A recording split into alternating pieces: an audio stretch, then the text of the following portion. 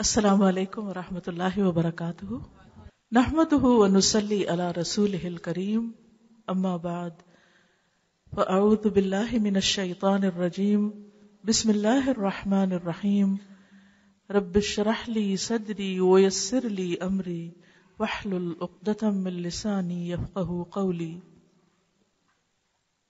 قرآن مجید میں اللہ سبحانہ وتعالی کا ارشاد ہے وَمِنْ آيَاتِهِ أَنْ خَلَقَ لَكُم مِّنْ أَنفُسِكُمْ أَزْوَاجًا لِتَسْكُنُوا إِلَيْهَا وَجَعَلَ بَيْنَكُم مَّوَدَّةً وَرَحْمَةً إِنَّ فِي ذَلِكَ لَآيَاتٍ لِقَوْمٍ يَتَفَكَّرُونَ۔ اور یہ اس کی نشانیوں میں سے ہے، یعنی اللہ کی نشانیوں میں سے ہے کہ اس نے تمہارے لیے تمہارے اپنے میں سے، تمہارے نفسوں میں سے جوڑے بنائے تاکہ تم ان کی طرف سکون پاؤ، اور تمہارے درمیان محبت اور رحمت رکھتی۔ یقیناً اس میں ان لوگوں کے لیے نشانیاں ہیں جو غور و فکر کرتے ہوں۔ اللہ سبحانہ وتعالی ہر چیز کا خالق ہے، اور وہی میرا اور آپ کا خالق ہے۔ اس نے سب سے پہلے آسمان بنائے، زمین بنائی، زمین پر پہاڑ رکھے، درخت بنائے، اس کے اندر ہر طرح کے انسان کی ضرورت کا سامان رکھا، اور پھر سب سے آخر میں انسان کو بنایا، اپنے ہاتھ سے بنایا، آدم علیہ السلام کو، اور انہیں بتایا گیا کہ باقی یہ ساری چیزیں تمہارے لیے ہیں۔ خلق لکم ما فی الارض جمیعا، زمین میں جو کچھ بھی ہے وہ سب کا سب تمہارے لیے ہے۔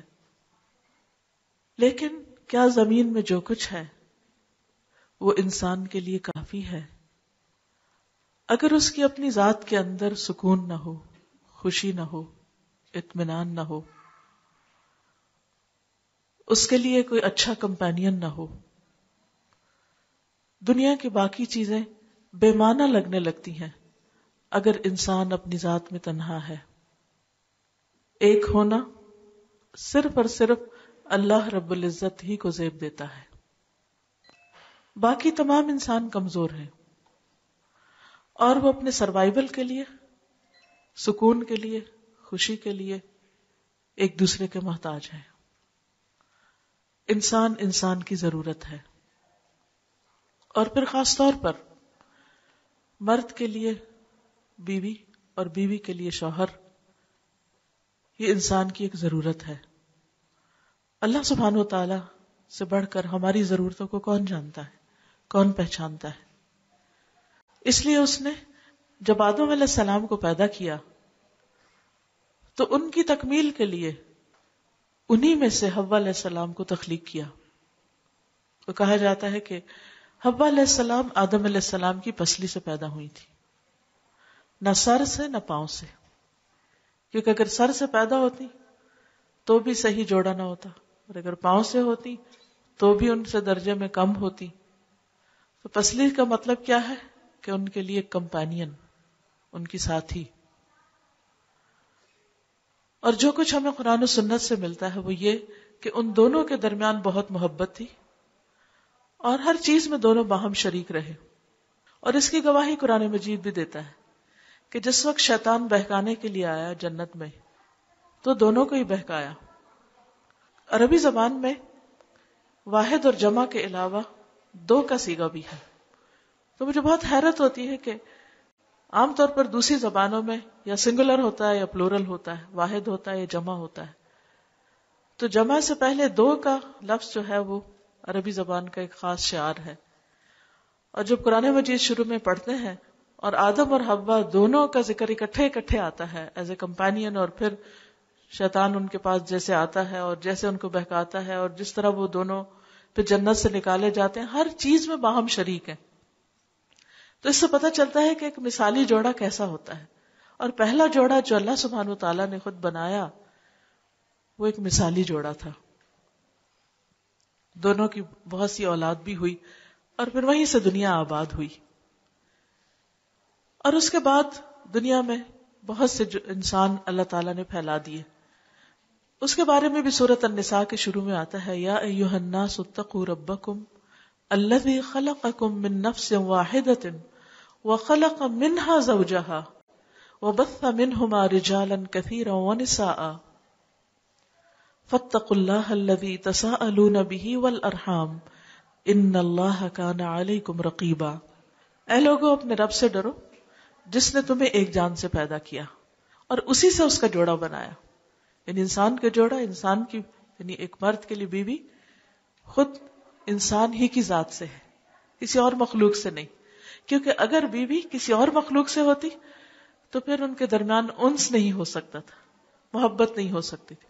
آج انسانوں نے انسانوں کے آلٹرنیٹ کے طور پر جانوروں میں کمپینین شپ ڈھونڈنی شروع کی ہوئی ہے.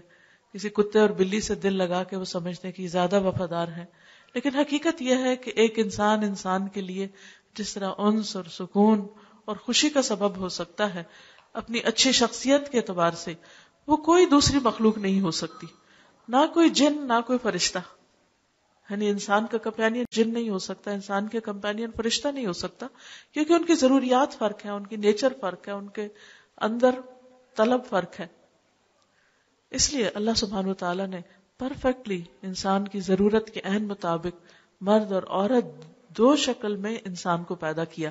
وہ چاہتا تو سب کا ایک ہی جیسا حال حلیہ ہوتا، ایک ہی جیسی جسمانی ساخت ہوتی، ایک ہی جیسے ان کا طور طریقہ ہوتا، لیکن ایسا نہیں کیا گیا.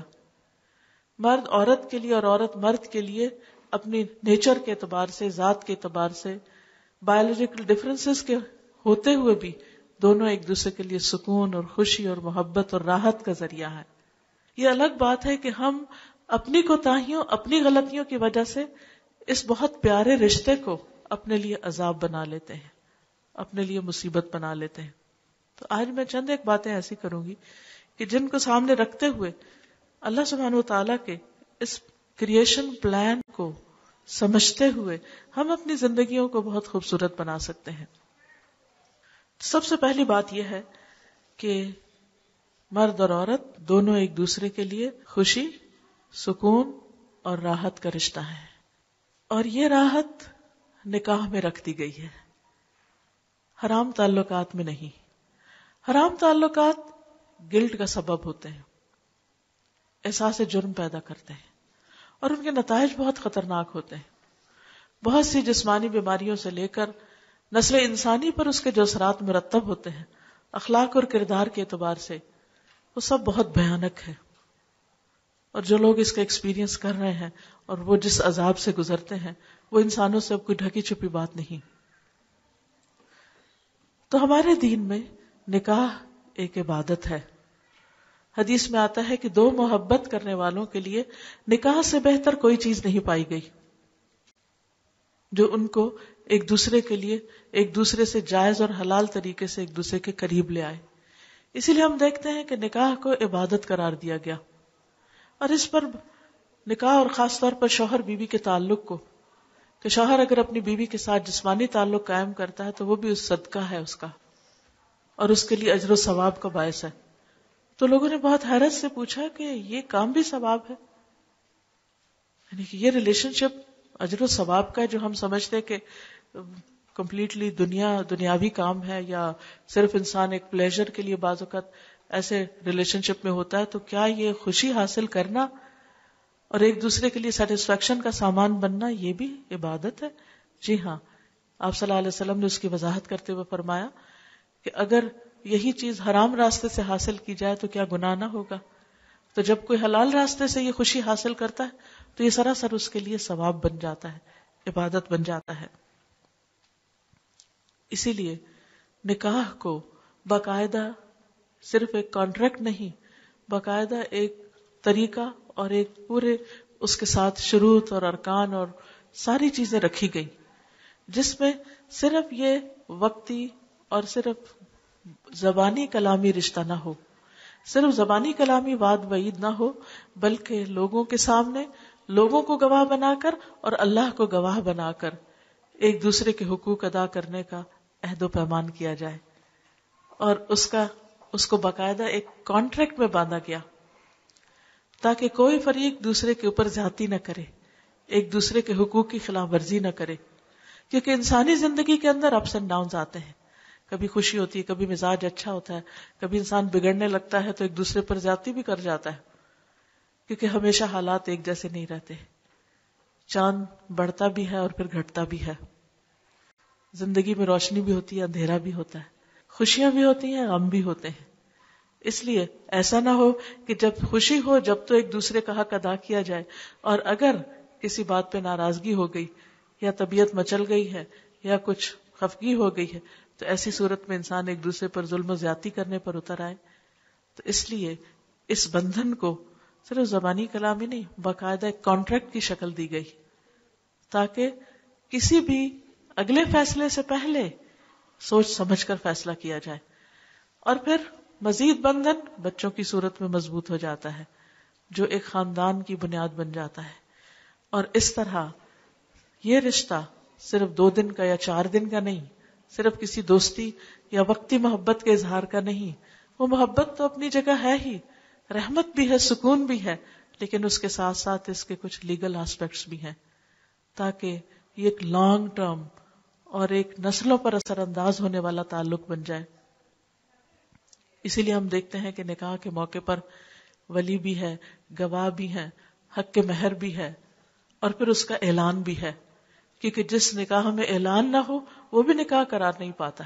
اسی طرح جس نکاح میں گواہ نہ ہو، میاں بیوی اگر آپس میں 2 ہسبینڈ وائف کہیں کہ میں تم سے نکاح کرتا ہوں، لڑکی کہ میں قبول کرتی ہوں، اور اس کا کوئی وٹنس نہ ہو تو وہ بھی نکاح نہیں. اسی لیے گارڈین شپ بھی ضروری ہے، ولی کا ہونا بھی ضروری ہے، تاکہ کیونکہ بچی، خاص طور پہ بچی کے لیے، کیونکہ اگر عورت بہرحال اپنی ذات میں بعض اوقات جذباتی ہونے کی وجہ سے اس کے اندر کچھ ایسی ویکنیسز ہوتی ہیں کہ وہ اپنے رائٹس کو پوری طرح خود پروٹیکٹ نہیں کر سکتی، تو اس لیے اس کے خاندان یعنی فیملی، لڑکی کے جو باپ یا بھائی یا مرد کی شکل میں اس کو ایک پروٹیکشن دی جاتی ہے تاکہ اگر کسی وقت اس کے ساتھ کوئی زیادتی ہونے لگے تو وہ بیچ میں انٹرفیئرنس بھی کر سکے. تو خاندان کی ایک سپورٹ جو ہوتی ہے وہ ایک نئے خاندان کو بنانے کے لیے ایک مدد کا ذریعہ ہوتی ہے یا مددگار ہوتی ہے. بالکل اسی طرح جیسے بعض اوقات جو کمزور پودے ہوتے ہیں ان کو سہارا دینے کے لیے ایک مضبوط لکڑی چاہیے ہوتی ہے، ایک سہارا چاہیے ہوتا ہے، اور اس کے ساتھ وہ بنتے ہیں، اور پھر وہ کمزور سی بیلیں آپ نے دیکھا ہوگا کہ پوری پوری چھتوں پہ چڑھ کے کیسے کیسے رنگ لاتی ہیں. تو اس لیے اسلام نے نکاح کے لیے کچھ ارکان رکھے ہیں، کچھ شرائط رکھی ہیں، کچھ حدود رکھی ہیں. اگر ان تمام چیزوں کا خیال رکھا جائے تو ایک لڑکی کو پروٹیکشن بھی ملتی ہے اور اس کے ساتھ ساتھ خوشی بھی اور اس کے حقوق کی حفاظت بھی ہوتی. اسی لیے آپ صلی اللہ علیہ وسلم نے نکاح کے موقع پر مہر کی ادائیگی کو لازم قرار دیا. نہ صرف یہ کہ نبی صلی اللہ علیہ وسلم نے، بلکہ قرآن مجید کی آیت بھی ہے. اللہ سبحانہ وتعالیٰ کا ارشاد ہے، وَآتُوا النِّسَاءَ صَدُقَاتِهِنَّ نِحْلَةً، عورتوں کو ان کے مہر خوشی سے ادا کرو. یہ تم ان پر کوئی احسان نہیں جتا رہے، یہ ان کا حق ہے. اور شادی کے موقع پر مرد کی طرف سے کسی بھی طرح کا مانیٹری گفٹ جو ہے، یعنی کیش یا کائنڈ کی شکل میں، وہ اس بات کا سمبل بھی ہوتا ہے کہ آئندہ زندگی میں وہ اس کی ضروریات پوری کرنے کے اہل بھی ہے اور اس کے قابل بھی ہے، اور یہ کرنے کا ایک طرح سے عہد بھی ہے. اور اس پر دونوں طرح سے، یعنی قانونی اعتبار سے بھی اور اخلاقی اعتبار سے بھی، دونوں طرح مرد کو اس بات پر آمادہ کیا گیا کہ وہ بیوی بچوں کا نان نفقہ ادا کرے. پھر اسی طرح آپ صلی اللہ علیہ وسلم نے خود بھی اپنی تمام بیویوں کو حق مہر ادا کیا. ایک شخص نے آپ کے پاس آ کر کہا کہ میں شادی کرنا چاہتا ہوں، تو آپ نے کہا تمہارے پاس مہر میں دینے کے لیے کیا ہے؟ تو اس نے کہا میرے پاس تو کچھ بھی نہیں. آپ نے فرمایا نہیں، کچھ تو ہو، کیا لوہے کی ایک انگوٹھی بھی نہیں؟ تو اس نے کہا وہ بھی نہیں. تو آپ نے فرمایا اچھا یہ بتاؤ کہ تمہیں کچھ قرآن کا حصہ یاد ہے؟ تو اس نے کہا مجھے فلاں اور فلاں سورت یاد ہے. تو آپ نے فرمایا کہ اگر تم اس بات کا عہد کرو کہ شادی کے بعد یہ صورتیں اپنی بیوی کو سکھا دو گے تو یہ سکھانا جو ہے، یہ تمہاری مزدوری جو ہے، یہ ایک طرح سے اس کا حق مہر بن جائے گی. اسی طرح جب حضرت علی رضی اللہ تعالی عنہ نے حضرت فاطمہ کے لیے پیغام نکاح بھیجا، نبی صلی اللہ علیہ وسلم نے فرمایا یہ تمہاری ہی ہے، خوشی سے اس رشتے کو قبول کیا، اور ساتھ ہی فرمایا کہ یہ بتاؤ کہ مہر میں دینے کے لیے کیا ہے، یعنی تم کیا دو گے. عام طور پہ ہمارے ہاں لڑکی کے والدین جو ہیں مہر کی بات کرتے ہوئے ڈرتے ہیں، گھبراتے ہیں، وہ سوچتے ہیں کہ شروع سے ہی ایک بری فیلنگز ہو جائیں گی یا شاید کوئی جرم ہے، یا لڑکی اگر شادی کے بعد مہر کا کسی وقت مطالبہ کر لے تو اس کو بھی مائنڈ کر لیا جاتا ہے.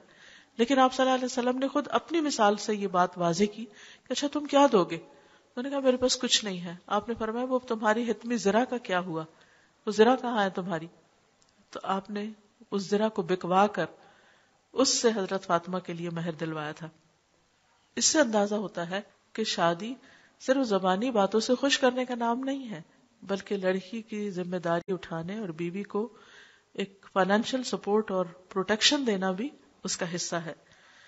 اور اگر اس موقع پر کوئی شخص صرف اپنے ناموری کے لیے بڑی بڑی رقم لکھا دے یا کوئی بہت بڑی پراپرٹی لکھوا دے, لیکن اس کی نیت ادائیگی کی نہ ہو, وہ صرف یہ ہو کہ چلو وقتی طور پر خوش کرنے والی بات ہے کچھ بھی لکھ دو, اور بعد میں وہ ادا نہ کرے, تو یہ ایک دھوکہ ہے. آپ صلی اللہ علیہ وسلم نے فرمایا من غش فلیس منا, جو کسی کو دھوکہ دے وہ ہم میں سے نہیں ہے.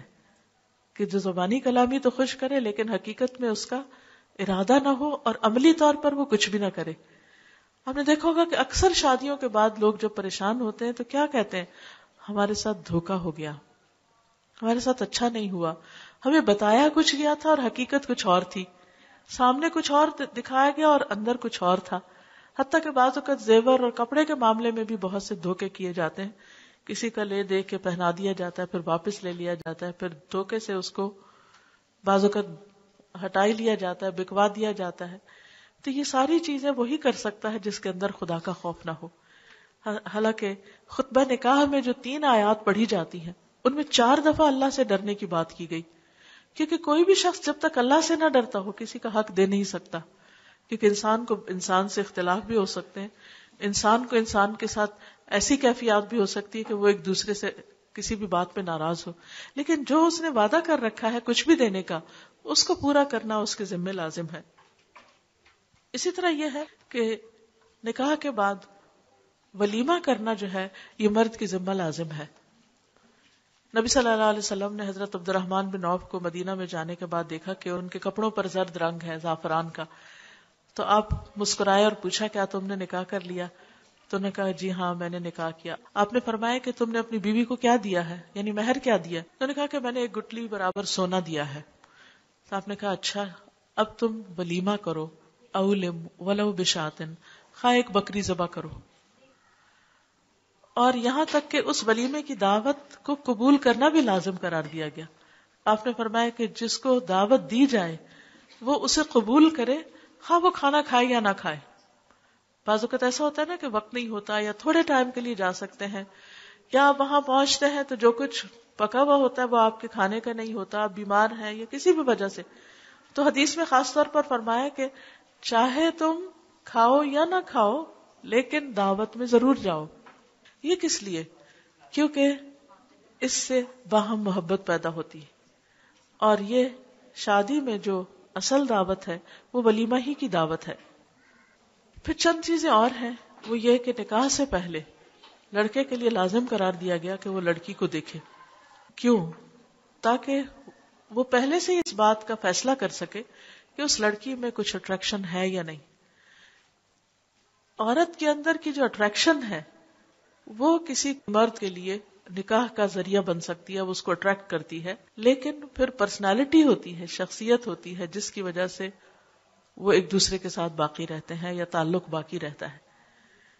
خوبصورتی, حسن, زیب و زینت, یہ تمام چیزیں اپنی جگہ ایک اہمیت رکھتی ہیں, لیکن یاد رکھیے یہ سب کچھ یہی نہیں. ابتدا میں تو یہ چیزیں فائدہ دیتی ہیں, لیکن وہ کون سی چیز ہے, وہ کیا راز ہے کہ جس سے عورت مرد کے دل میں گھر بناتی ہے یا مرد عورت کے لیے ایک مقام اپنے اس کے دل میں پیدا کرتا ہے, وہ ہے ان کی عادات, ان کا اخلاق, ان کی سنسیئرٹی, وفاداری اور ایک دوسرے کے حقوق کا خیال رکھنا. کہ جب تک یہ نہ ہو, آپس میں ایک دوسرے کے حقوق کا خیال نہ رکھا جائے, ایک دوسرے کی کیئر نہ کی جائے, ایک دوسرے کی رسپیکٹ نہ کی جائے, تو یہ گاڑی ساتھ چلنا مشکل ہوتی.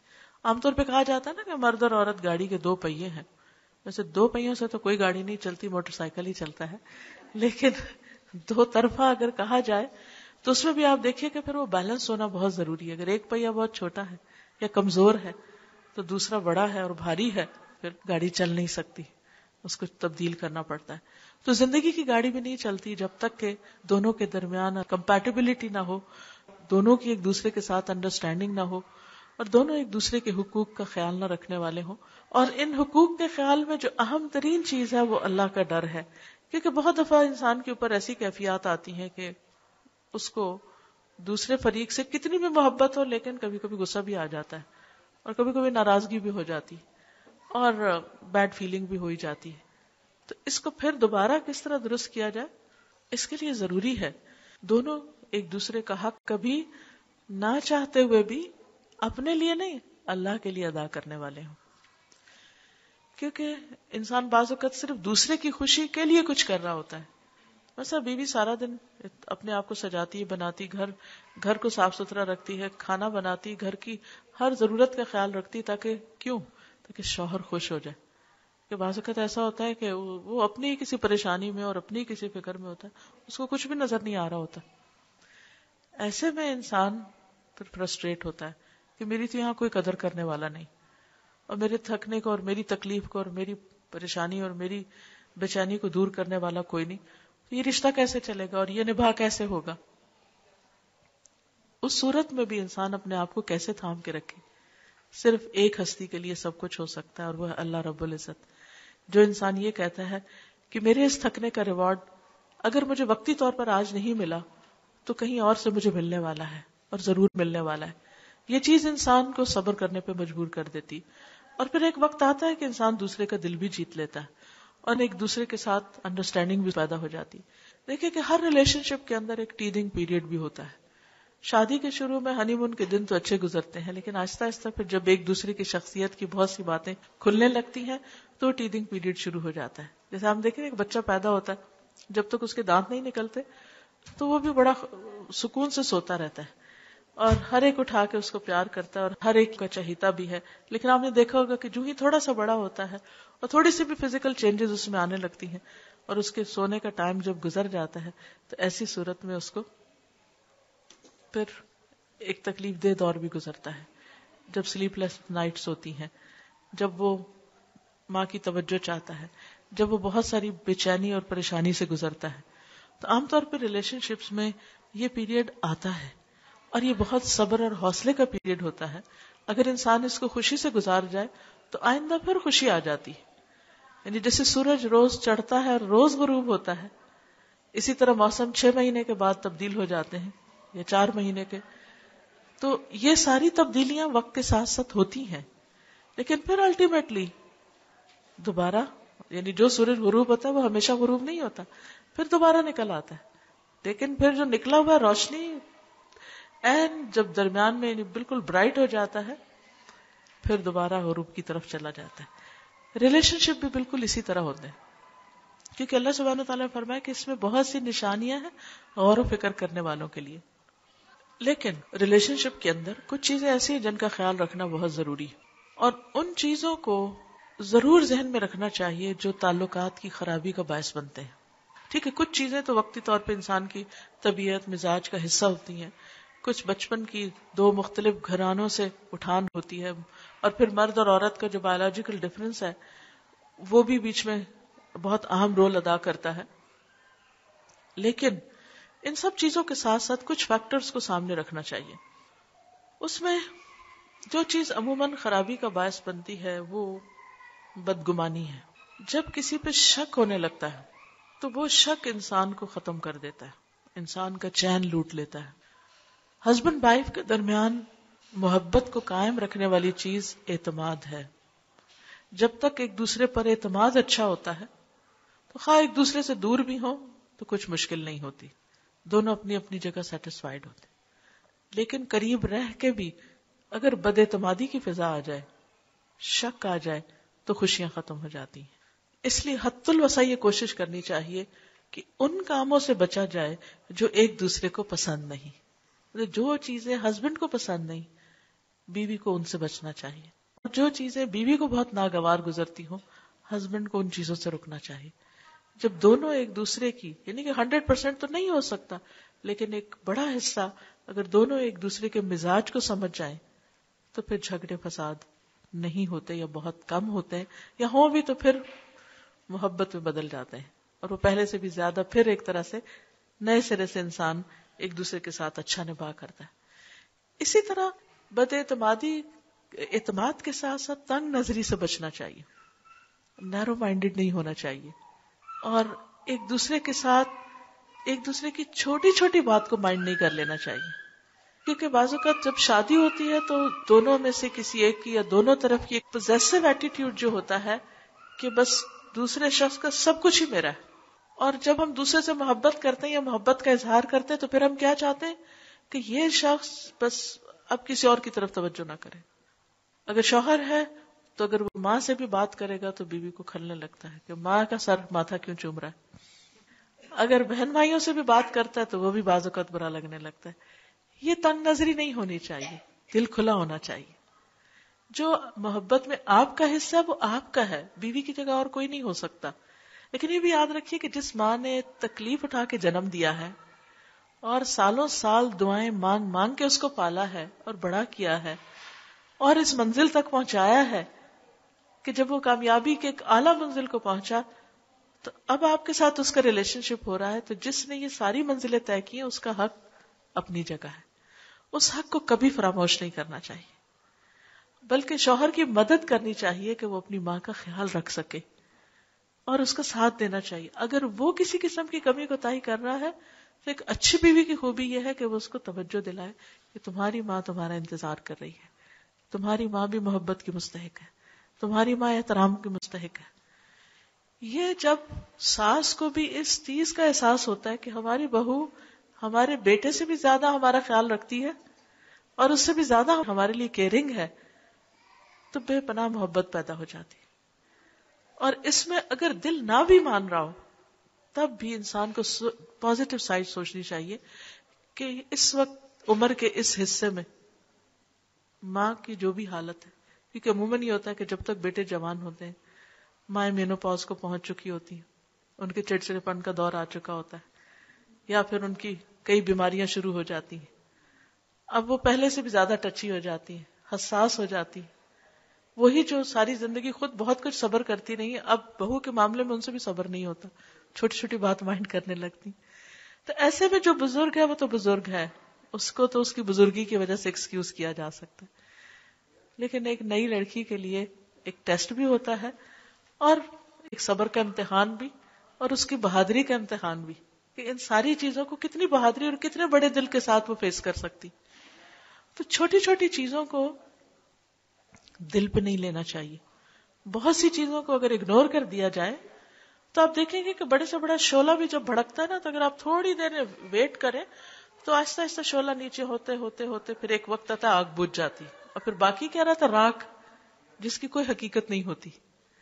تو بہت سی باتیں، بعض اوقات لوگ بڑے غصے میں آ کے بڑی بڑی باتیں کہہ جاتے ہیں، بڑی خراب باتیں بھی کہہ جاتے ہیں جس سے آپ کو آگ لگ جاتی ہے اور آپ کہتے ہیں بس اب تو میں نے اس کو معافی نہیں کرنا، اب تو میں نے چھوڑنا ہی نہیں، اب تک بس انف از انف، بہت ہو چکی. لیکن اگر آپ دیکھیں کہ اس وقت آپ تھوڑا سا سچویشن کو اوائڈ کر کے آگے پیچھے ہو جائیں اور فوری ری ایکشن نہ کریں، تھوڑا سا پاز دے دیں اپنے آپ کو، تو آپ دیکھیں گے کہ تھوڑی دیر کے بعد وہ آپ کے دل کی آگ بھی ٹھنڈی ہونے لگے گی اور دوسرا فریق بھی ٹھنڈا ہو جائے گا. اور پھر جب آپ دیکھیں کہ حالات نارمل ہو گئے ہیں پھر دوبارہ سے ٹھیک ہے، وہ اپنے آپ کو بھی واپس لانے میں ٹائم لگتا ہے، لیکن امپاسبل نہیں ہے، بہت پاسبل ہے. تو ہمیشہ انسان دوسرے کے عمل کے مطابق ریاکٹ نہ کرے، اپنا اخلاق، اپنا عمل، اس کا خود ڈیسیژن لے، مجھے کیا کرنا ہے. مجھے اپنے آپ کو کسی اور کا تابع نہیں کرنا کہ وہ اچھا ہے تو میں اچھا ہوں اور اگر وہ خراب ہے تو میں کیوں اچھی بنوں. نہیں، ہمیں اللہ سے اجر لینا ہے، اللہ کی خاطر اچھا بننا ہے. جب وہاں اتنا زبردست ریوارڈ ہے تو ہمیں کس بات کی پریشانی، ہم کیوں نہ وہ کریں جو وہ ہم سے چاہتا ہے. کیونکہ جتنی بھی عبادات ہیں ان سب میں جو وزنی چیز ہے وہ حسن اخلاق ہے، اچھا اخلاق ہے جو انسان کے لیے قیامت کے دن بھی جنت میں جانے کا سبب بنے گا. کیونکہ جنت انتہائی خوبصورت بستی، اس میں ہر شخص نہیں جا سکتا، اس میں وہی جائیں گے جو وہاں سجیں گے، جن کے ظرف بڑے ہوں گے، کیونکہ اس کی وسعت زمین و آسمان برابر ہے. اتنی بڑی جگہ پر وہی رہ سکتے ہیں یا رہنے کے قابل ہیں جن کے دل بڑے، جن کی سوچ بڑی ہے، جو بڑی بڑی باتوں کو پی جاتے ہیں. والکاظمین الغیظ والعافین عن الناس، جو لوگوں کو معاف کر سکتے ہیں. واللہ یحب المحسنین، احسان کرنے والوں کو اللہ پسند کرتا ہے، اللہ ان سے محبت کرتا ہے. ایسے ہی لوگ، ان کے لیے خوشخبری دی گئی ہے کہ ان کے لیے وہ جنتیں تیار کی گئی ہیں کہ جن کی وسعت زمین و آسمان کے برابر ہے. اس کو پانا، اس کے لیے آپ صلی اللہ علیہ وسلم کو جب جنت دکھائی گئی تو آپ خوش ہو گئے، اور آپ نے فرمایا کہ اتنی خوبصورت جگہ کون یہاں نہیں آنا چاہے گا. لیکن جب آپ کو اس کا رستہ دکھایا گیا تو کانٹوں سے بھرا ہوا تھا، آپ اداس ہو گئے. آپ نے فرمایا صرف ہمت والے ہی یہاں تک پہنچیں گے، اس رستے کو صرف ہمت والے پار کریں گے. کیونکہ اکثر ایسے ہوتا ہے نا کہ تکلیف دہ چیزیں انسان دیکھ دیکھ کے سہ کے ایک دن ہمت ہار کے بیٹھ جاتا ہے، بس اب آگے نہیں جا سکتے، اتنا ہی کافی ہے، یہیں ختم. لیکن انسان ہمیشہ ہی کہے اتنا گزر چکا، اب تھوڑا ہی رہتا ہے. جیسے کوئی لمبے سفر سے آتے ہیں نا، تو اب پھر بار بار ٹائم دیکھتے، اچھا کتنا رہ گیا، اچھا 10 گھنٹے گزر گئے، اب 2 گھنٹے، اچھا 4 گھنٹے، بس ختم، اتنا گزر گیا، اب یہ بھی گزر جائے گا. تو انسان کے لیے اس زندگی کا عارضی ہونا ایک بہت بڑی نعمت ہے، کیونکہ اس دنیا میں انسان خوشیوں کے جتنے بھی سامان اکٹھے کر سکے کر لے، لیکن یہاں کی خوشیاں پائیدار نہیں ہیں. ایک چیز کو پورا کرتا ہے تو دوسری ہاتھ سے چھٹتی، اس کو کھینچتا ہے تو کچھ اور ہاتھ سے چھٹ جاتا ہے. پورا کر ہی نہیں سکتا، کیونکہ اللہ نے اس دنیا کو پرفیکٹ بنایا نہیں، پرفیکشن صرف جنت میں رکھی ہے. اس لیے کبھی بھی یہاں کوئی تکلیف پہنچے تو انسان اس جنت کے اور اس آخرت کی کامیابی کے انتظار میں ان چیزوں کو معمولی جانے. کیونکہ وہاں اگر کسی کو جب جنت کو دکھایا جائے گا تو وہ اندر صرف ایک جھلک دیکھ کے اس سے پوچھا جائے گا بتاؤ کبھی کوئی غم دیکھا، تو کہے گا رب العزت تیری ذات کی قسم میں نے آج تک کوئی غم دیکھا ہی نہیں. اور یہ اس شخص کی حالت ہوگی جو دنیا میں سب سے زیادہ دکھی ہوگا. اور اسی طرح جہنم کا ایک جھلک دیکھ کے، ایک جھونکا دیکھ کے دنیا میں سب سے زیادہ آرام میں رہنے والا انسان کہے گا یا رب میں نے کوئی خوشی نہیں دیکھی، کوئی آرام نہیں دیکھا. تو اس لیے اصل منزل تو وہ ہے، اصل گھر تو وہ ہے، اور اسی کے لیے انسان کو دنیا میں کام کرنا ہے. دنیا میں اللہ تعالیٰ جو بھی انسان کو بھلائی دے اس کی نعمت ہے، اس پر شکر. لیکن غم ہلکے ہو جاتے ہیں، تکلیفیں ہلکی ہو جاتی ہیں جب انسان کی نظر آخرت پہ ہوتی ہے، جب وہاں کی فکر لگ جاتی ہے. پھر کچھ اور چیزیں ہیں کہ جن کی وجہ سے تعلقات اچھے نہیں ہوتے، اور وہ ہیں ڈس فنکشنل کمیونیکیشن، اچھی کمیونیکیشن کا نہ ہونا. کامیاب شادی کے لیے ہسبینڈ وائف کی کمیونیکیشن کا اچھا ہونا بہت ضروری ہے. اور اگر ابھی تک ہم نے کمیونیکیشن کے گر یا سکلز نہیں سیکھے تو ہم میں سے ہر ایک کو سیکھنے چاہیے، اور ان باتوں کو ٹپس میں پتہ ہونا چاہیے کہ جو تعلق کو خراب کرتی ہے. اس میں پہلی چیز جو ہے وہ ہے نہ سننا، ناٹ لسننگ. جب کوئی بات کر رہا ہو تو دھیان نہ دینا، توجہ نہ دینا، غور سے نہ سننا. نبی صلی اللہ علیہ وسلم کی اگر ایک سنت اپنا لی جائے، اور وہ کیا تھی کہ جب آپ سے کوئی بات کرتا تھا تب صرف کان سے نہیں پورے وجود سے سنتے تھے، اپنی باڈی کو پوری طرح اس کی طرف متوجہ کر لیتے تھے، اور برابر کے لیول پہ کمیونیکیشن کرتے تھے. اگر کوئی کھڑا ہے تو بیٹھے نہیں رہتے تھے، کھڑے ہو جاتے تھے. اگر کوئی بیٹھا ہوا تو صرف سر پہ کھڑے ہو کے بات نہیں، بیٹھ جاتے تھے. بہترین کمیونیکیشن آمنے سامنے کی کمیونیکیشن تھی، جس میں انسان کا پراپر آئی کانٹیکٹ ہو اور دوسرے کو محسوس ہو کہ یہ میری بات میں دلچسپی لے رہا ہے. جب یہ کسی کو تسلی ہو جاتی ہے نا کہ دوسرا میری بات سن رہا ہے، تو آپ دیکھیے کہ خود بخود دوسرے کے دل میں محبت پیدا ہو جاتی. عموماً ہم اپنے دھیان میں ہوتے ہیں، اپنے خیالوں میں ہوتے ہیں، اپنے کاموں میں ہوتے ہیں، اور جب کوئی شخص ایک ہی طرح کی روز بات کرے تو اس سے بھی ہم بور ہونے لگتے ہیں. اب ہسبینڈ گھر آتا ہے اور بیوی کو بس کمپلینٹس آتی ہیں، اور وہ بلاک کر لیتا ہے. وہ کہتا ہے کہ اس کی عادت ہے روز باتیں کرنا، لہذا وہ اخبار لے لے گا یا کوئی اور چیز اور اپنے دنیا میں ہوگا. اور وہ بابا کہ آپ سن رہے ہیں؟ ہاں ہاں میں سن رہا ہوں. اور اگر پوچھا جائے ریپیٹ کرے کیا کہا تو کچھ پتہ نہیں کیا کہا. اس سے دل ٹوٹتے ہیں، چاہے مرد ہو یا عورت. اب اگر دوسرا شخص نہیں بھی کر رہا تو ہمیں اپنے عمل سے دوسرے کی اصلاح کرنی ہے کہ وہ جب بات کر رہا ہو تو پوری توجہ سے سنے، اور اس پوری توجہ صرف پریٹینڈ نہیں کرے گا توجہ دے، بعض اوقات ہم ہاں ہاں ہاں ہاں کرتے رہتے ہیں لیکن پتہ نہیں ہوتا کہ کیا کریں. اور اس سے کیا ہوتا ہے کہ وہ ہم کچھ کہتے نہیں, نہ کوئی سوال کرتے ہیں, نہ اگری کرتے ہیں نہ ڈس اگری کرتے ہیں, کچھ بھی نہیں, بےروح سی گفتگو. کچھ نہ کچھ وقت دن میں ضرور ایسا ہونا چاہیے, سارا وقت نہ بھی صحیح, کچھ نہ کچھ وقت ضرور دن میں ایسا ہونا چاہیے کہ جب افیکٹو کلوز کمیونیکیشن ہو, چاہے یہ فیو منٹس کی ہو یا فیو آورز کی ہو یا جو بھی جس کے لیے آسانی ہو. اگر گھر میں ایسا ماحول نہیں تو چاہے ٹیلی فون پر ہو. جب ہم اور دوستوں سے گھنٹوں باتیں کرتے ہیں تو کیا ہسبینڈ وائف نہیں کر سکتے؟ اس کو کیوں ہم فار گرانٹیڈ لیتے ہیں؟ اچھا ٹھیک ہے نا, پتا ہے ٹھیک ہے, وہ بھی ٹھیک ہے, میں بھی ٹھیک ہوں, اب بات کرنے کی کیا ضرورت ہے, روزی تو بات ہوتی نہیں. تب بھی دوسرے کو اگر یہ, اور یہ دونوں طرف سے ہوگا تو تبھی, ایک شخص بولتا بھی رہے, توجہ بھی کرے اور دوسرا نہ سنے تو بات نہیں بنے گی. تو ہسبینڈ وائف بہت دونوں کو ایک دوسرے کے لیے اچھا لسنر ہونے کی ضرورت ہے. ناٹ اونلی ہیئرنگ بلکہ پوری توجہ سے بات سننا. اس سے ایک سیٹسفیکشن بھی ہوتی, انسان کا غم ہلکا ہوتا ہے. اللہ نے دونوں کو ایک دوسرے کے لیے کیوں بنایا؟ لِتَسْكُنُوا إِلَيْهَا, تاکہ تم اس سے سکون پاؤ. اور اگر ہم ایک دوسرے کے لیے سکون کا ذریعہ ہی نہیں ہے تو شادی کا مقصد کیا ہے؟ مقصد ہی نہیں پورا ہوا. پھر آپ دیکھیے کہ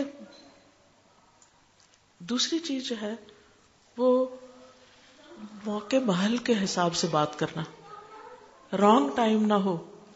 ویسے ایک شخص کو نیند آ رہی اور ہم کو بہت بڑا مسئلہ سنانے بیٹھ جائیں اور وہ نیند میں کر ہاں ہاں ٹھیک ہے ٹھیک ہے, وہ غلط وقت ہے. پھر ہم کہیں کہ ہاں سنتا ہی نہیں, اس کو تو سمجھ ہی نہیں آتی. تو ہمیشہ اہم بات جو بہت آپ سمجھتے ہیں کہ وہ ہماری خاندانی زندگی پر اور بچوں کی زندگی پر اثر انداز ہونے والی, اس کے لیے چاہے کتنی بھی مصروفیت ہو تھوڑا انتظار کر لیں, لیکن اس بات کو گنوائے نہیں, پراپر ٹائم پر کریں, پراپر وے میں کریں, تاکہ وہ بات دوسرے کو سمجھ آ جائے اور سمجھانے کی طرح کریں. کیونکہ some time just we talk at other person not to a person. اس شخص سے بات نہیں کرتے, بس سنائے جاتے ہیں.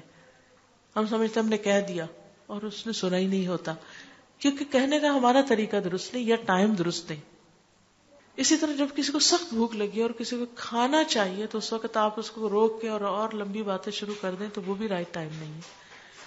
تو جب ایک شخص کا مائنڈ کہیں اور ہے, اس کو کوئی اور بات یاد آئی اور آپ بیچ میں جا کے انٹرپشن کرتے ہیں تو انٹرپشن نہیں. پھر اسی طرح ایسی باتیں کہ جو آپ پوری اپنے دل کی بات کمیونیکیٹ کرنا چاہتے ہیں تو اس کے لیے بھی ایسا وقت نکالیں کہ جس میں انٹرپشنز کم سے کم ہوں.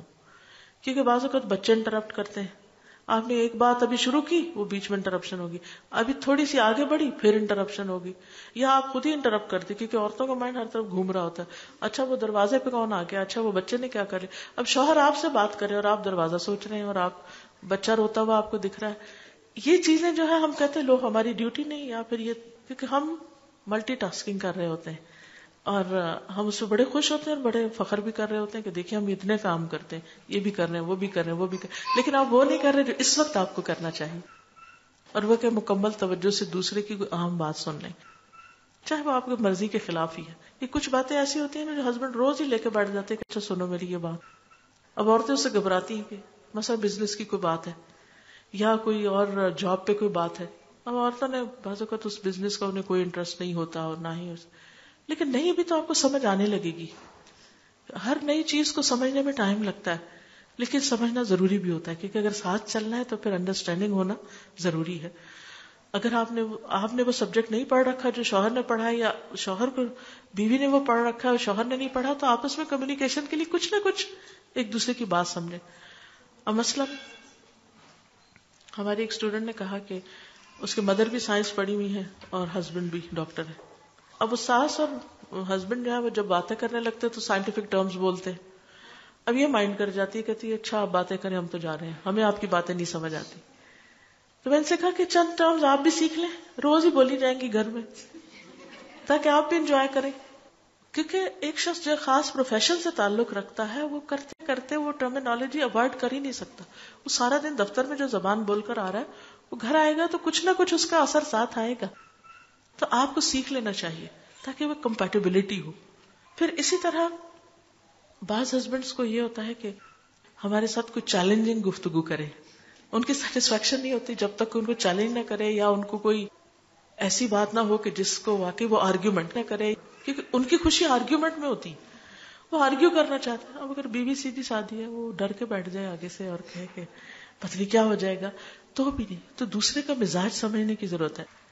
پھر اسی طرح یہ ہے کہ ہسبینڈ وائف کی گفتگو صرف فارمیلٹی نہ ہو کہ اچھا چونکہ اب میں نے خوش کرنا ہے اس لیے اب وہ ایک بس بات کر رہے ہیں, ویسے کوئی دل کا تعلق نہیں, نہ کوئی محبت کی بات ہے, نہ ہی کسی کی تکلیف اور کیئر کی.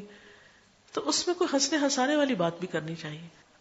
ہم ایک گھر میں رہتے ہیں, کسی دفتر میں نہیں رہتے یا کسی مارکیٹ میں نہیں کھڑے, تو فارمیلٹی کی ایک حد ہوتی ہے, اس سے باہر نکلنا چاہیے. اب کوئی یہ کہے کہ جی ہمارے تو خاندان میں ایٹیکیٹس ہیں, ہم تو ایسے ہی بات کریں گے, تو ٹھیک ہے آپ دوسروں سے کریں, لیکن ہسبینڈ وائف کے درمیان جوکس بھی ہونے چاہیے. نبی صلی اللہ علیہ وسلم کے ہاں مزاح بھی ہوتا تھا, ہنسی دل لگی کی باتیں بھی ہوتی تھی. اور نبی صلی اللہ علیہ وسلم جب گھر تشریف لاتے تھے تو حضرت عائشہ اپنی سہیلیوں کے ساتھ کھیل رہی ہوتی تھی, تو ان کی سہیلیاں ادھر ادھر چھپ جاتی تھی. آپ ایک ایک کو ڈھونڈتے اور واپس لاتے اور کہتے کہ تم کھیلو. پھر انہوں نے اپنے کھلونے سجا کے رکھے, گڑیا سجا کے رکھی ہوئی تھی, تو ایک گڑیا کے پر تھے. تو آپ نے کہا عائشہ یہ پر کس طرح لگے ہوئے ہیں, یہ کیا ہے؟ کہا گھوڑا ہے. پر؟ گھوڑے کے تو پر نہیں ہوتے. کہا سلیمان علیہ السلام کے گھوڑے کے پر ہوتے تھے نا. تو آپ اس پر ہنس دیے. اسی طرح آپ نے ان کے ساتھ ایک موقع پر دوڑ لگائی تو حضرت عائشہ آگے نکل گئی کیونکہ وہ اس وقت ہلکے بدن کی تھی. پھر کچھ عرصے کے بعد دوبارہ دوڑ لگائی تو حضور صلی اللہ علیہ وسلم آگے نکل گئے. اس وقت عائشہ کے جسم کچھ بھاری ہو چکا تھا. تو میں عائشہ یہ اس دن کا بدلہ ہے. تو ہمارے ہاں عام طور پر جو لوگ مذہبی ہو جاتے ہیں یا دین میں آ جاتے ہیں, وہ سمجھتے ہیں کہ شاید اب گھر میں بھی ہر وقت ہم نے کوئی خول چڑھا کے رکھنا ہے.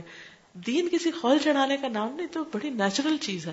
انسان اپنی گفتگو میں, معاملات میں, سوچ میں بس ان چیزوں سے بچے جو اللہ نے منع کی ہیں. باقی جو انسان کے اندر جن کی ضرورت رکھتی ہے, اس کی کچھ فزیکل نیڈز ہیں, کچھ اس کے دماغ کی ضرورتیں ہیں کہ اس نے پڑھنا لکھنا, سوچنا سمجھنا ہے, اس کی غور و فکر کرنا ہے, وہ سیٹسفیکشن نہیں ہوتی جب تک کہ اس کو نہ ہلایا جائے, اسے نہ یوز. کچھ انسان کے دل کی ضروریات ہوتی, یہاں ایمان ہونا چاہیے, اسپرچولیٹی ہونی چاہیے. کچھ اس کے پیٹ کی ضرورت ہے, اس کو کھانا کھانا ہے. تو آپ صرف شوہر سے کسی شیکسپیئر کے اوپر باتیں کر کر کے اس کو راضی نہیں کر سکتے کہ آپ نے بہت کچھ پڑھا ہوا تو آپ اس کو روز ایک نئی کہانی سنانے لگتے ہیں. اس سے وہ خوش نہیں ہوگا جب تک آپ کھانا اچھا نہیں دیں گے. اور پھر اسی طرح شادی کا اصل مقصد کیا؟ ہسبینڈ وائف کی سیکشل نیڈز بھی ہیں. اب اگر آپ کھانا بھی اچھا پکا رہے ہیں اور آپ باتیں بھی بہت اچھے کر رہے ہیں اور بڑے اسپرچل بھی ہیں, بڑے ایمان ہے آپ کے اندر, لیکن ہسبینڈ اگر آپ کو بلاتا ہے تو آپ موڈ آف کر لیتے ہیں اور اس کی ضرورت پوری نہیں کرتے, یا اس کے ساتھ محبت سے پیش نہیں آتے, یا اپنی محبت شو نہیں کرتے, تو بھی غلط بات ہے, ریلیجسلی بھی غلط بات ہے. تو یہ چیز بھی بعض اوقات جھگڑوں اور فساد کا باعث بنتی. ٹھیک ہے انسان کے موڈ اپ اینڈ ڈاؤن ہوتا ہے, کبھی دل نہیں بھی چاہتا, لیکن اس وقت انسان یہی سوچے کہ اگر میرے اندر کسی چیز کی طلب ہو اور کوئی اور مجھے پریونٹ کر دے اس سے, تو پھر میرا کیا ہوگا. تو اس وقت مجھے اگر نہیں بھی ضرورت اور ہسبینڈ کی ایک ضرورت ہے, تو دونوں کے درمیان جب ہی نبھے گی نا جب ایک دوسرے کی ضروریات کا خیال رکھیں گے. تو جب انسان کبھی اپنے من کو مار کے دوسرے کو خوش کر دیتا تو اللہ تعالیٰ اس کے عوض اس کو اس سے بڑی خوشی عطا کرتا ہے.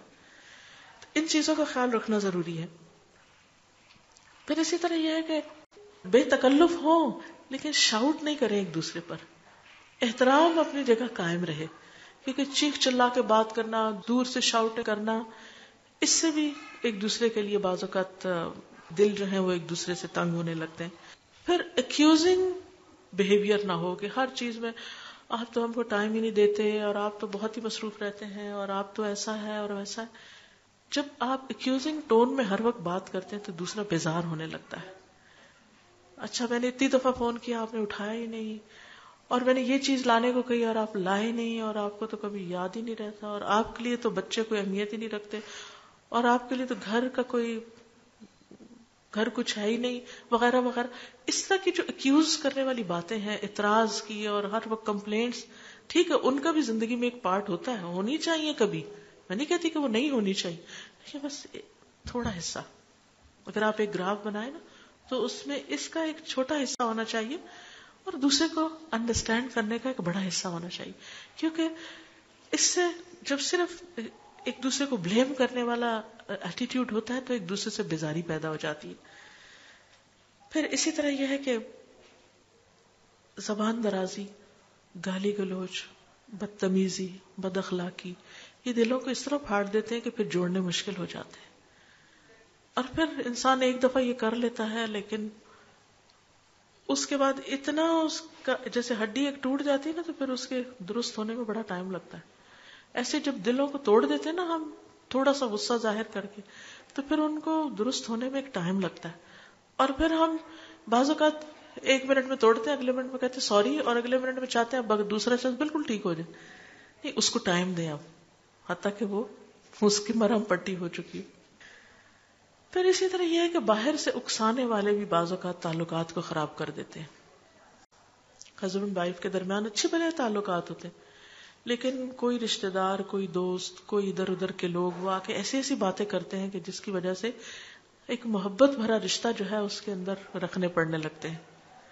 اس بارے میں نبی صلی اللہ علیہ وسلم نے بہت سختی سے فرمایا کہ جس نے شوہر کے خلاف اس کی بیوی کو بدظن کیا، یعنی شوہر کے خلاف اس کی بیوی کے دل میں کوئی ایسی چیز ڈال دی، وہ ہم میں سے نہیں.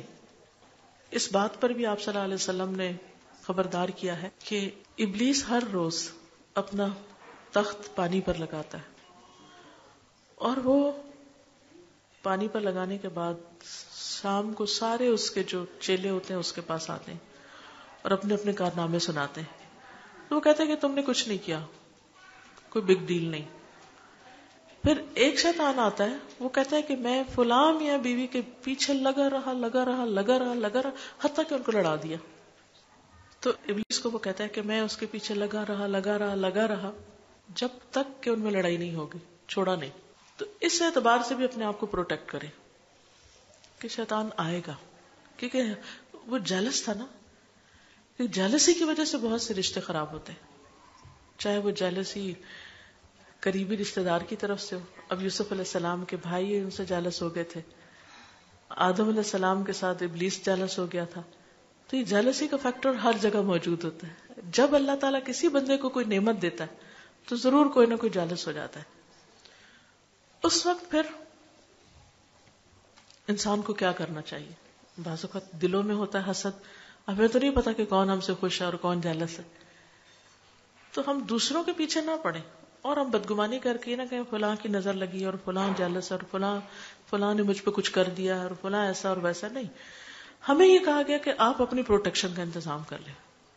اب اگر کسی شہر میں چور پھر رہے ہوں تو اب آپ ان کو نہیں پکڑ سکتے. آپ کیا کرتے ہیں؟ اپنے گھر کو پروٹیکٹ کرتے ہیں، ڈبل لاک لگاتے ہیں، گیٹ کیپر کھڑے کرتے ہیں، سیکیورٹی گارڈز کھڑا کرتے ہیں اور کئی کچھ کرتے ہیں کہ آپ اپنا سیکیورٹی کا انتظام کر لیتے ہیں. تو بالکل اسی طرح شیطان تو ہر جگہ پھر ہی رہے، تو آپ نے اپنی سیکیورٹی کا انتظام کرنا ہے. اور وہ سیکیورٹی کیا ہے؟ اللہ کا ذکر. اللہ کا ذکر انسان کے لیے قلعے کی طرح ہے کہ جس کو انسان جب اللہ کا ذکر کرتا ہے تو پروٹیکشن میں آ جاتا ہے، اس قلعے کے اندر آ جاتا ہے اور پھر شیطان آ نہیں سکتا، سارے دروازے بند ہو جاتے ہیں. تو اس کے لیے ضروری ہے کہ صبح شام کی دعائیں، صبح شام کے اذکار، اور کچھ یاد نہیں تو آیت الکرسی صبح اٹھتے ہی، صبح کے وقت اور فجر کی نماز کے بعد اور شام کی نماز کے بعد اور عصر کی، ہر نماز کے بعد آیت الکرسی ایک ایسی چیز ہے کہ جس کی وجہ سے انسان پوری طرح پروٹیکشن میں آ جاتا ہے، اللہ کی حفاظت میں آ جاتا ہے. پھر بات یہ ہو رہی تھی کہ دوسروں کی انٹرفیئرنس ہسبینڈ وائف کے بیچ میں، یہ صرف لڑکی کی ساس کی طرف سے نہیں ہوتی، بعض اوقات لڑکے کی ساس کی طرف سے بھی ہوتی. ہم مائیں بعض اوقات بیٹیوں کا پیچھا کیے رکھتی ہیں اور چھوٹی چھوٹی بات میں ہم انٹرفیئر کرتے ہیں. اچھا کیا کھایا تھا، کیا بنایا تھا، کہاں گئے تھے، یہ ملا کہ نہیں ملا، ایسا ہو گیا یا نہیں ہوا. ان باتوں کی وجہ سے بعض اوقات بہت گڑبڑ ہو جاتی ہے. بچوں کو ایک فریڈم دینی چاہیے کہ آپس میں ایک دوسرے کے ساتھ انڈرسٹینڈنگ کریں، کیونکہ کر ہم محبت کر رہے ہوتے ہیں لیکن الٹا دشمنی کر رہے ہوتے ہیں. پرسنلی میں نے اپنی بیٹیوں کے ساتھ ایک اصول رکھا، میں نے کہا بیٹا شادی ہو رہی ہے، اب تم جانو، تمہارا ہسبینڈ جانے، تمہارے سسرال جانے، مجھ سے کوئی توقع نہ رکھنا کہ چھوٹی چھوٹی باتوں میں تمہیں کوئی چیزیں بتاؤں گی. میں نے جو سکھانا تھا سکھا دیا, میں نے تمہیں قرآن بھی پڑھا دیا, میں نے دنیا کا بھی جو بتانا تھا بتا دیا. اب اپنی عقل استعمال کرو, خود ڈیسیژن لو, لوگوں کے ساتھ بنا کے رکھو. اگر تمہیں کسی کی طرف سے بھی کوئی ٹربل ہے تو تم اس کا دل جیتو. کسی کو کانکر کرنے کا طریقہ اس کے اوپر زور زبردستی کرنا اور لڑائی جھگڑا کرنا نہیں ہے. کیونکہ بعض اوقات ہم سمجھتے ہیں کہ اگر شاؤٹ کر لیں گے یا ہم زور سے کوئی بدتمیزی کر لیں گے تو دوسرا دب جائے گا. یہ بہت ہی گھٹیا طریقہ کسی کو دبانے کا. تھوڑی دیر سہم کے چپ ہو جائے گا مگر اس کا دل نہیں آپ جیت سکتے. محبت فاتح عالم. قرآن پاک نے یہ گر بتایا ہے کہ اگر تمہارے اور دوسرے کے درمیان دشمنی بھی ہے تو تم کیا کرو, ادفع باللتی ہی احسن, جو اچھا طریقہ ہے, اچھا اخلاق ہے, اس کے ساتھ اس کو دور کرو. فَإِذَا الَّذِي بَيْنَكَ وَبَيْنَهُ عَدَاوَةٌ كَأَنَّهُ وَلِيٌّ حَمِيمٌ, تمہارے اور اس کے بیچ میں اگر کوئی دشمنی ہے تو خوب گہرا دوست بن جائے گا. نبی صلی اللہ علیہ وسلم کی کامیابی اصل میں ہے کیا؟ آپ نے دشمنوں کو دوست بنایا. آپ دیکھیے کہ فتح مکہ کے موقع پر کتنے کم لوگ ہیں, یعنی نہ ہونے کے برابر خون بہایا گیا اور مکہ فتح ہو گیا. ایسا فاتح دنیا میں کون سا ہے؟ کہیں مثال نہیں ملے گی آپ کو. پھر کیا ہوا؟ کوئی بھی شخص جب آیا, اس نے کلمہ پڑھا, آپ نے اس کو بڑی سے بڑی رسپانسبلٹی دے دی.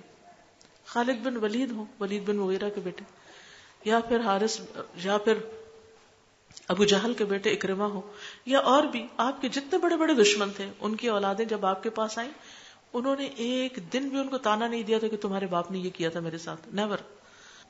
اس لیے کبھی کسی کو آر نہ دلائیں. انسان ہے نا, ہر ایک سے غلطی ہو جاتی. اور اس شخص کو بہت بڑا ظالم قرار دیا گیا کہ جو کسی ایک شخص کا عیب بیان کرنے کے لیے پورے قبیلے اس کے قرآن ڈالے, جنرلائز کر دے. غلطی ایک کی ہو اور سارے خاندان کو بدنام کر دیا جائے.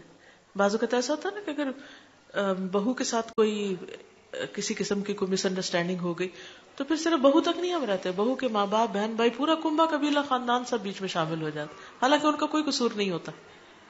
اب دیکھیے کہ آج کل کون کسی کی ذمہ داری لے سکتا ہے؟ بہن بھائی بھی ایک دوسرے کی نہیں لے سکتے. تم فلاں سے نہیں ملو گے کہ تمہاری بہن ایسی ہے, تم اس سے نہیں ملو گے, تم ماں باپ کے گھر نہیں جاؤ گی کیونکہ تمہاری بہنیں ایسی ہیں, تمہارا بھائی ایسا ہے, فلاں ایسا ہے. بھائی ساری زندگی تو لڑکی نے ماں باپ کے گھر گزاری, اگر اب تک نہیں بگڑی تھی تو کیا ابھی بگڑ جائے گی؟ یہ صرف شیطان ہمارے دل میں ڈالتا ہے, وسوسے ڈالتا ہے, ہمارے دل کو پریشان کرتا ہے, اور پھر ناروا قسم کی ریسٹرکشنز ہم لگا کے سوچتے ہیں کہ شاید ہم اس طرح کامیاب ہو جائیں گے. تو بات یہ ہے کہ محبت ایک ایسا ہتھیار ہے, اللہ کا ذکر اور دعا ایسا ہتھیار ہے کہ جس کے برابر کی کوئی چیز نہیں. اس لیے بہت ضروری ہے کہ انسانوں کے معاملے میں ہم معاف کرنے والے ہوں, محبت کرنے والے ہوں, وہ دیں یا نہ دیں ہمیں, ہم کرنے والے ہوں تو پتھر سے پتھر دل بھی موم ہو سکتے ہیں. اور اللہ کے معاملے میں اللہ سے ڈر کر اللہ کی رضا کے لیے, اللہ کی خوشی کے لیے انسانوں کے حقوق ادا کرنے والے ہوں, اور پھر اللہ کے بھی حقوق, کیونکہ اللہ تعالیٰ نے سب کچھ دیا اور کیا اسی کی نافرمانی کریں گے؟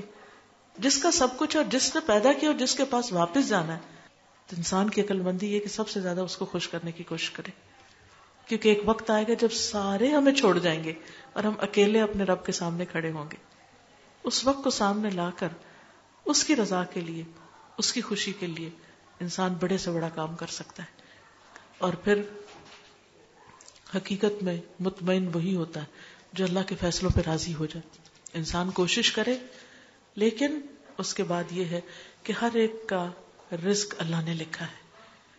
کسی کو ہم سے زیادہ دیا, کسی کو ہم سے کم دیا, کسی کو کسی چیز میں آگے بنایا, کسی کو کسی چیز میں آگے کیا. اس لیے بہت ضروری ہے کہ ہم اللہ کی محبت حاصل کرنے کے لیے ظالم نہیں, مظلوم تو بن جائیں, محسن بنے. مظلوم سے مراد یہ ہے کہ اگر کسی نے ہمیں دو باتیں سنا دی اور ہم صرف ایک ہی کہہ سکے تو کوئی بات نہیں, کافی ہے, لیکن ظالم کی حد میں نہ چلے جائیں. اور دوسرا یہ, چونکہ اللہ احسان کرنے والوں سے محبت کرتا ہے, اس لیے ہم محسن بن کے جئیں. اللہ تعالی ہم سب کو اپنی رحمت کے سائے میں رکھے. وآخر دعوانا ان الحمد للہ رب العالمین. سبحان اللہ والحمد للہ ولا الہ الا اللہ واللہ اکبر ولا حول ولا قوة الا باللہ العلی العظیم. اللہم صل علی محمد وعلی آل محمد كما صليت على إبراهيم وعلى آل إبراهيم إنك حميد مجيد. اللهم بارك على محمد وعلى آل محمد كما باركت على إبراهيم وعلى آل إبراهيم إنك حميد مجيد. ربنا آتنا في الدنيا حسنة وفي الآخرة حسنة وقنا عذاب النار. ربنا لا تزغ قلوبنا بعد إذ هديتنا وهب لنا من لدنك رحمة إنك أنت الوهاب. ربنا هب لنا من أزواجنا وذرياتنا قرة أعين واجعلنا للمتقين إماما. فاطر السماوات والأرض أنت ولي في الدنيا والآخرة توفني مسلما وألحقني بالصالحين. لا إله إلا الله وحده لا شريك له له الملك وله الحمد وهو على كل شيء قدير. لا إله إلا أنت سبحانك إني كنت من الظالمين. لا إله إلا الله لا إله إلا الله لا إله إلا الله. لا نعبد إلا إياه له النعمة وله الفضل وله الثناء الحسن. لا إله إلا الله مخلصين له الدين ولو كره الكافرون. لا حول ولا قوة إلا بالله. يا حي يا قيوم برحمتك نستغيث یا رب العالمین یا ارحم الراحمین. ہم تجھ سے ہر رحمت کا سوال کرتے ہیں، ہر خیر اور بھلائی کا سوال کرتے ہیں. یا اللہ جلد ملنے والی بھلائیاں بھی عطا فرما اور بعد میں دیر سے ملنے والی بھلائیاں بھی نصیب فرما. یا اللہ ہم تجھ سے ہر شر سے بچنے کا سوال کرتے ہیں اور ہر شر سے بچنے کے لیے اپنے آپ کو تیری پناہ میں دیتے ہیں، تیرا ہی سہارا لیتے ہیں. یا رب العالمین تو ہمیں اپنی خاص رحمتوں کے سائے تلے رکھ، ہر شر سے محفوظ رکھ، دنیا اور آخرت کی تمام تکلیفوں، پریشانیوں، مصیبتوں سے بچائے رکھ. یا اللہ ہر طرح کے حسد اور شر اور شیطان سے محفوظ رکھ. یا اللہ اس گھر پر اپنی خیر و برکت نازل فرما. یا اللہ ان بچوں کو خوشی، سکون اور ایک دوسرے کے ساتھ بہترین انڈرسٹینڈنگ نصیب فرما. یا اللہ دونوں خاندانوں کے لیے بہترین بھلائیوں کا ذریعہ ہو. یا اللہ انہیں صالح اولاد نصیب کرنا. یا اللہ دونوں کے والدین کی آنکھوں کی ٹھنڈک ہو یہ بچے. یا اللہ ان کی وجہ سے گھر آباد ہوں، نسلیں سیراب ہوں. یا رب العالمین تو انہیں ہر مصیبت، ہر بلا، ہر حسد سے محفوظ رکھنا. یا رب العالمین ہم سب کو ایمان نصیب فرما، مرتے دم تک اپنی محبت نصیب فرما. یا اللہ اپنے دیدار کا شوق نصیب فرما، اپنے حبیب محمد صلی اللہ علیہ وسلم کی رفاقت نصیب فرما، حوض کوثر پر ان کے ہاتھوں پانی نصیب فرما. یا رب العالمین ہمیں اپنے خاص مقرب بندوں میں شامل کر لے. یا اللہ تو ہمیں بہترین اخلاق عطا فرما. یا اللہ ہمیں ہمارے ہی نفس کے شر سے بچا. یا رب العالمین ہمارے والدین پر اپنی رحمت فرما. رب ارحمہما کما ربیانی صغیرا. یا اللہ جو دنیا سے جا چکے ہیں ان کی بخشش فرما. اللہ جو ہمارے آباء و اجداد اور دیگر رشتہ داروں میں سے جو بھی فوت ہو چکے ہیں تو اپنی رحمت سے ان کی بخشش فرما، ان کے درجات بلند فرما، ہمیں ان کے لیے صدقہ جاریہ بنا. اللہ ہمارے بچوں کو ہماری آنکھوں کی ٹھنڈک بنا، انہیں دنیا اور آخرت کی کامیابیاں نصیب فرما. یا اللہ تو ہم سب کو رزق حلال عطا فرما، ہر حرام سے بچا. یا اللہ ہر طرح کی کھلی چھپی برائیوں سے بچا اور ہر بیماری اور ہر تکلیف سے بچا. یا اللہ تو ہمارے نفسوں کا تزکیہ کر دے، ہمارے دلوں کو اپنی محبت سے بھر دے. یا اللہ ہماری آنکھوں کو اپنے دیدار کی ٹھنڈک نصیب فرمانا. یا اللہ ہم سب کو سیدھے راستے کی ہدایت عطا فرما، ہم سب کو وہ کرنے کی توفیق دے جو تجھے پسند آ جائے، ہر اس چیز کو چھوڑنے کی توفیق دے جو تیری ناراضگی کا سبب ہو. یا اللہ تیری ذات ہمارے لیے سب سے زیادہ اہم ہو جائے. یا اللہ جتنی بھی بہنیں آئی ہیں، یا اللہ ان کے دلوں میں جو دعائیں ہیں، نیک تمنائیں ہیں، یا اللہ ان کو پورا کر دے، ان کی پریشانیوں کو دور کر دے، انہیں صحت نصیب فرما. یا رب العالمین ہم سب کو ان کاموں کی توفیق دے جو ہمیں تجھ سے قریب کر دے، اپنا قرب نصیب فرما۔ یا رب العالمین، ہم تجھ سے ہر وہ دعا مانگتے ہیں جو تیرے حبیب محمد صلی اللہ علیہ وسلم نے مانگی، اور ہر برائی سے بچنے کی دعا مانگتے ہیں جس سے بچنے کی دعا تیرے حبیب محمد صلی اللہ علیہ وسلم نے مانگی۔ یا اللہ تو ہم سب کی دعائیں قبول فرما۔ ربنا تقبل منا انک انت السمیع العلیم وتب علینا انک انت التواب الرحیم، وصلی اللہ تعالی علی خیر خلقہ محمد وعلی آلہ واصحابہ واہل بیتہ اجمعین برحمتک یا ارحم الراحمین۔ الہی آمین۔ سبحانک اللہم وبحمدک نشہد ان لا الہ الا انت نستغفرک ونتوب الیک۔ السلام علیکم ورحمۃ اللہ وبرکاتہ۔